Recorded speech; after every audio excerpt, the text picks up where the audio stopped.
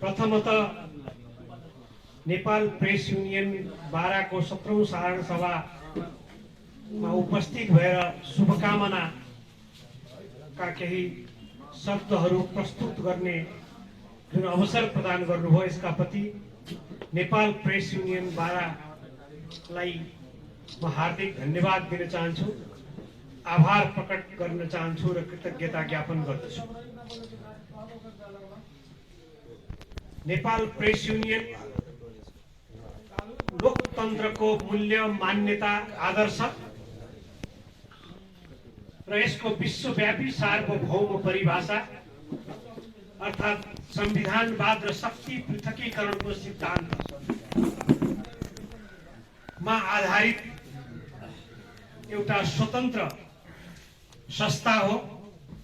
तपाईहरुको आशीर्वाद र सौभाग्यवश नेपालमा यस संस्थाको स्थापना गर्दा म पनि यसको संस्थापकको रूपमा थिएँ। त्यसको हैसियतबाट पनि आज यो नेपालकै ऐतिहासिक, धार्मिक, सांस्कृतिक सिमरनगढ नगरपालिकाको यो झरोखर पोखरीमा यसको 17औं साधारण सभा सम्पन्न गर्न गइराख्नु भएको हुनाले म यसको सम्पूर्ण सफलताको शुभकामना व्यक्तिगत एवं संस्थागत रूपमा दिन चाहन्छु। सबै सञ्चारकर्मी मित्रहरू आफ्नो ज्यानलाई जोखिममा राखेर स्वतन्त्रताका लागि, त्यो आफ्नो स्वतन्त्रताको लागि होइन, समाजको ऐनाको रूपमा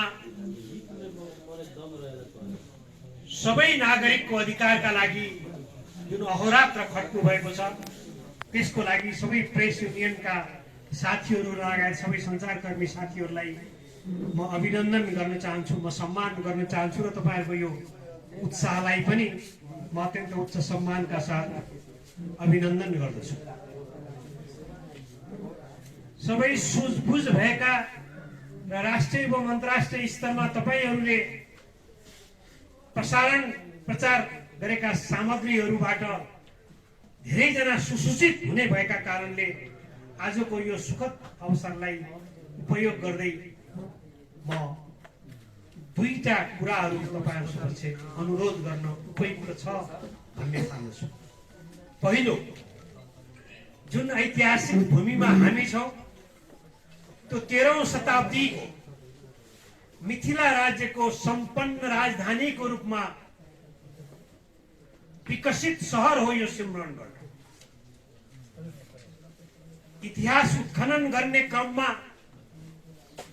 सिमरनगढ बृहत्तर कार्यक्षेत्रको अवधारणा लगायत सिमरनगढको ऐतिहासिक पहिचानलाई आजभन्दा 25-30 वर्ष अगाडिदेखि आफ्नो सानो लेखनीको माध्यमबाट यसलाई प्रचार प्रसार गर्ने जबरको अर्थात् प्रारम्भ यस जिल्लावासीको नाताले तपाईहरुको आशीर्वादका कारणले मैले प्रारम्भ गरेको छु।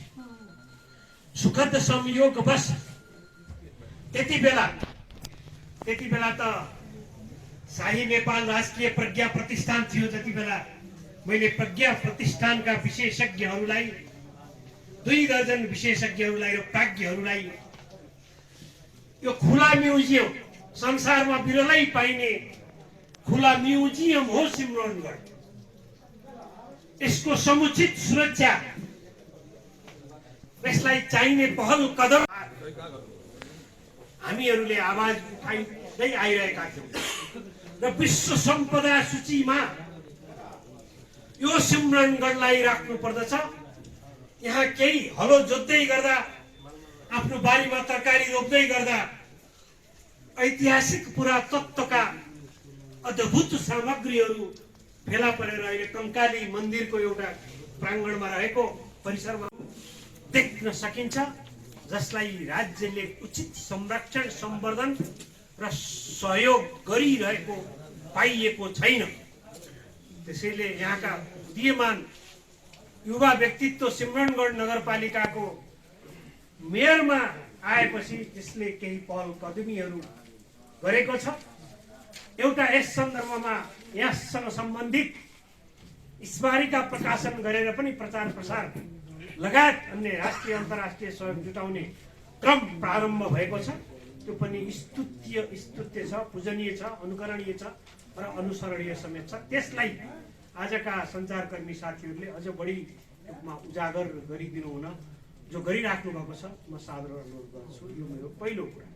त्यसले गर्दाखेरिमा यदि विश्व सम्पदा सूचीमा सम्पूर्ण रूपमा विश्व सम्पदा सूचीमा सूचीकृत हुन जरुरी छ, जनप्रतिनिधि लगायत सबै एउटा हाम्रो केन्द्रीय नेता हुनुहुन्छ सहमहामन्त्री, उहाँको तर्फबाट पनि राज्यलाई घचघच्याइयोस् यस सन्दर्भमा, जसले चाहिँ एउटा उपलब्धिमूलक फाइदा हाम्रो यो क्षेत्रले पाओस् र यसको पहिचान राष्ट्रमा मात्रै नभइकन अन्तर्राष्ट्रिय स्तरमा समेत जान सकोस् भन्ने आग्रह, यो पहिलो आग्रह।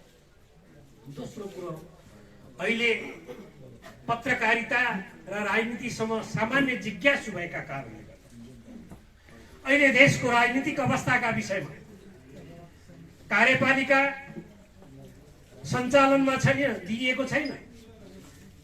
कार्यपालिका सञ्चालनमा छ, तर व्यवस्थापिका अर्थात् संसदले जनताको सर्वोच्च स्वतन्त्र निकाय संसदलाई आफ्नो काम गर्न दिइएको छैन।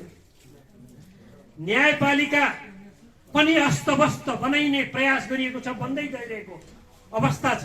यो मैले सञ्चारकर्मी मित्रहरूलाई किन भनेको छु,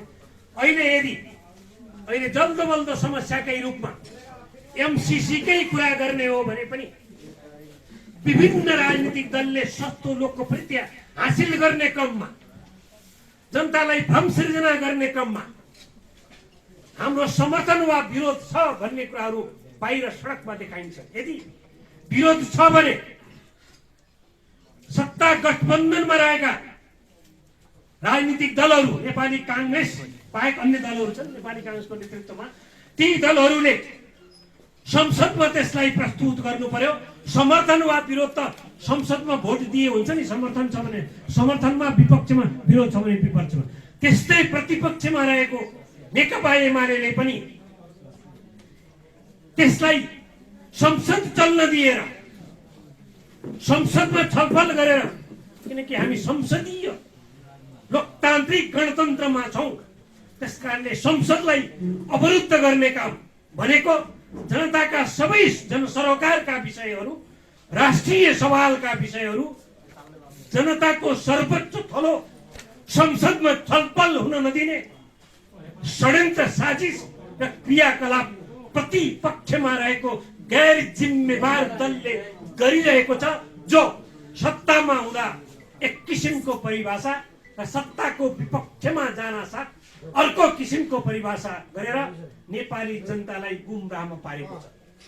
समर्थन र विरोध त संसदमा भोटबाट गराइदिए हुन्छ नि, त्यसको विपक्ष। त्यसकारणले अनेक किसिमका नाना भाँतीका जुन नौटङ्कीहरू प्रचण्डजीले गरिराख्नु भएको छ, माधवजीले गरिराख्नु भएको छ, केपीजीले गरिराख्नु भएको छ, यो जनतालाई भ्रम सिर्जना गर्ने र देशलाई स्थिर हुन नदिइकन देशको सम्पूर्ण चौतर्फी विकासलाई अवरुद्ध गर्ने क्रियाकलापहरू उहाँहरूले गरिरहेको छ। देशलाई समृद्धितिर लाने कुरामा अवरोधको रूपमा उहाँहरूका क्रियाकलापहरू छन्।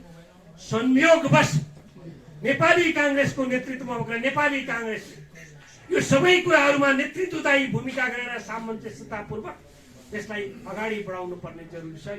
त्यसकारणले यी सबै कुराहरू पत्रकार साथीहरूको लेखनीका माध्यमबाट तपाईहरुले सञ्चार सम्प्रेषण र समाचारहरू प्रक्षेपण गर्दा तपाईहरु यी सबै कुराहरूलाई ध्यान दिनुभयो भने यो क्षेत्रको पनि विकास, राष्ट्रको पनि विकास र अब आउने नेपाल प्रेस युनियन नेपाली कांग्रेसको शुभेच्छुक संस्था भएको कारणले अब हामी तीन तहको बहुतहको निर्वाचनको सङ्घारमा उभिएका छौं। स्थानीय तहको निर्वाचनको तिथि तय भइसकेको छ, वैशाख 30 2079। त्यसमा नेपाली जनताले अहिले नेपाली कांग्रेसलाई मौन मतदाताहरू, बुद्धिजीवीहरू, पहिला अन्य राजनीतिक दललाई, क्षेत्रीय जातीय दललाई मत दिएका मतदाताहरू र बुद्धिजीवीहरूले पनि नेपाली कांग्रेसलाई हेरिराखेका छन्।